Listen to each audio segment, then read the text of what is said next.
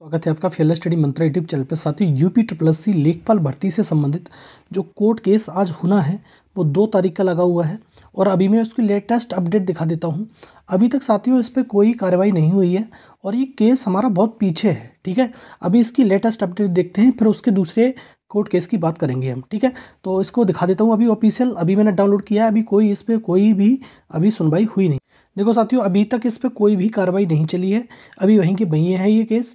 और दूसरा, आपको मालूम पड़ गया होगा कि ये कितने नंबर पे है, 565 नंबर पर हमारा जो कोर्ट केस है वो लिस्टेड है। अब मुझे लग रहा है कि इसकी सुनवाई मुश्किल होगी, क्योंकि 565 पे, लेकिन आपको इसकी अपडेट 4 से 5 बजे के बीच में मिल पाएगी। अभी कोई अपडेट नहीं, अभी मैंने डाउनलोड किया था ये, तो अभी यही दिखा रहा है, इसमें कोई अपडेट नहीं है अभी फिलहाल की। ठीक है साथियों, तो आपको मालूम है कोर्ट केस चल रहा है तुम्हारा 7663 वाला और 7913 वाला और 99 वाला, और तीनों केसों की सुनवाई अभी होनी है। अगर नहीं होगी तो इसकी एक नई डेट मिल सकती है, क्योंकि बहुत पीछे है हमारा ये कोर्ट केस। ठीक है साथियों, तो ये आपको मालूम पड़ गया। अभी कोई इस पर अभी फिलहाल कोई इसकी जानकारी निकल के नहीं आ रही है। तो साथियों, खंडपीठ जो लखनऊ वाली है उसमें अभी कोई अपडेट आई नहीं है। दूसरा, जैसा कि आपको मालूम है, उज्ज्वला वाले प्रश्न पे इलाहाबाद हाई कोर्ट ने निर्णय दिया था कि जिन साथियों का ए ऑप्शन सही है वो पहले से ही सही था, जिनने ई डी लगाया है ऑप्शन उसको भी मार्क्स दिया जाएगा। उसी के चलते मैंने कहा भी था कि कहीं बच्चे डबल बेंच ना चले जाएं, और वो हो भी गया है। बच्चे अब इसमें डबल बेंच में केस हो चुका है। ठीक है, और देखो, मेरे ना कहने से और ना मना करने से कोई मानेगा, ना कहने से कोई करेगा। ठीक है, तो जिसको जो अच्छा लगता है वो करता है व्यक्ति, ये आपको भी मालूम है और हमको भी मालूम है। जो व्यक्ति को अच्छा लगेगा वो करेगा। तो अब ये डबल बेंच में चले गए हैं। अब इसमें जो कोर्ट केस है, अब देखो सही बात करेंगे कि इसमें ये तुम्हारे बार बार कोर्ट केस हो क्यों रहे हैं लेखपाल भर्ती परीक्षा में। पहली बात तो ये, चलो मैं दिखा देता हूँ एक बार इसका परफॉर्मा जो है केस में कहाँ पर क्या हुआ है। देखो साथियों, अब ये कोर्ट केस जो है हमारा, जो एक प्रश्न उज्ज्वला वाला, वो डबल बेंच में चला गया। अब आपको मालूम ही है कि डबल बेंच में जाने के बाद भाई इसमें लगेगा समय। ठीक है, जब समय लगेगा तो कितना समय लग सकता है, इसकी कोई सीमा तो नहीं होती है कि कोर्ट में कितना समय लगेगा।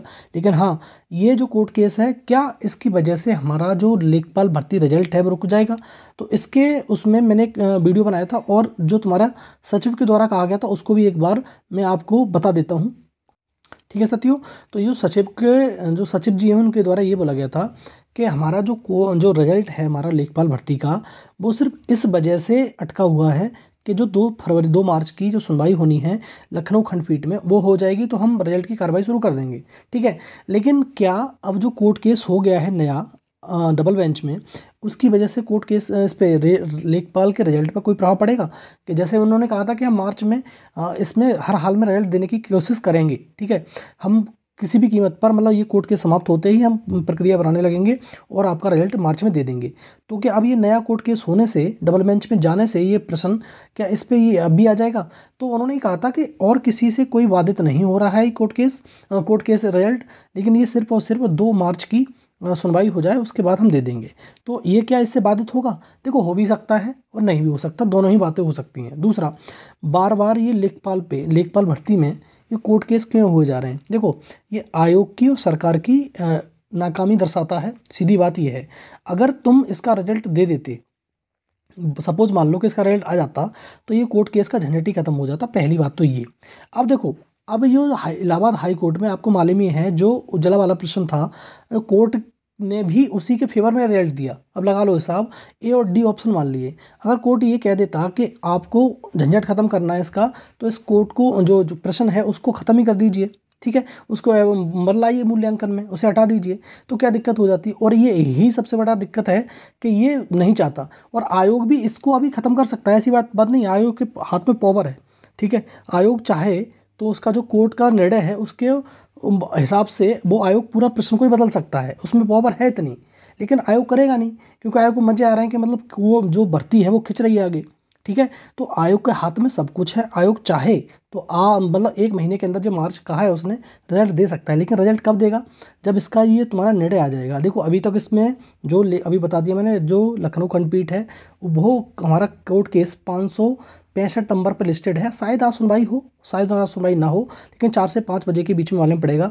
अगर सुनवाई नहीं होगी तो अगली डेट मिलेगी, पर बहुत जल्द मिल जाएगी वो। लेकिन इसका क्या करें, डबल बेंच में जो चला गया है कोर्ट केस, उसमें भी कुछ ना कुछ होगा। ठीक है साथियों। अब क्या होगा कैसे होगा वो तो आप समय बताएगा। अगर ये वो हो गया कोर्ट केस तो ये थोड़ा सा समय लग सकता है इसमें, लेकिन आयोग चाहे तो इसको समाधान इसके पास, आयोग के पास है कि वो सबको उसमें हटा दे उस प्रश्न को और सबको नंबर बराबर बराबर दे दे। दो समाधान है उसकी, और वही प्रश्न सबसे ज़्यादा अटक रहा है। और बाद बाकी प्रश्नों की भी बात है, लेकिन उस वो वाले प्रश्न पे सबसे ज़्यादा दिक्कत है, छात्रों को सबसे ज़्यादा परेशान है। ठीक है, बात समझ में आ गई।